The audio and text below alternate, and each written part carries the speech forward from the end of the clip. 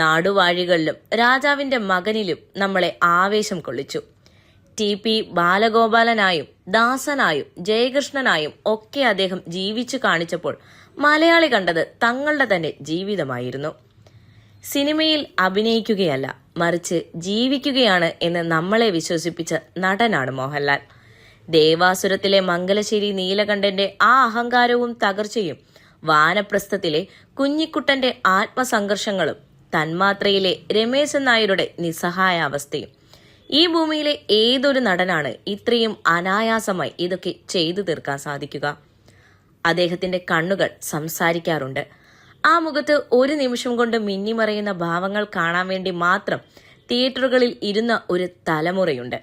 Comedy ടൈമിങ്ങിന്റെ കാര്യത്തിൽ ലാലേട്ടനൊപ്പം നിൽക്കാൻ ഇന്നും ഇന്ത്യൻ സിനിമയിൽ മറ്റൊരാളില്ല. ക്ലാസ് മാത്രമല്ല, മാസിന്റെ കാര്യത്തിലും പകരക്കാരനില്ലാത്ത തമ്പുരാനാണ് അദ്ദേഹം. സ്ഫടികത്തിലെ ആടുതോമ മുണ്ടു പറിച്ചടിച്ച് റെയ്ബാൻ ഗ്ലാസ് വെക്കുമ്പോൾ തിയേറ്ററുകളിലുണ്ടായ പൂരം നമ്മൾ മറന്നിട്ടില്ല. ആറാം തമ്പുരാനിലെ ജഗന്നാഥനായും നരസിംഹത്തിലെ ഇന്ദുചൂടനായും വന്ന് അദ്ദേഹം ബോക്സ് ഓഫീസ് റെക്കോർഡുകൾ തകർത്തെറിഞ്ഞു.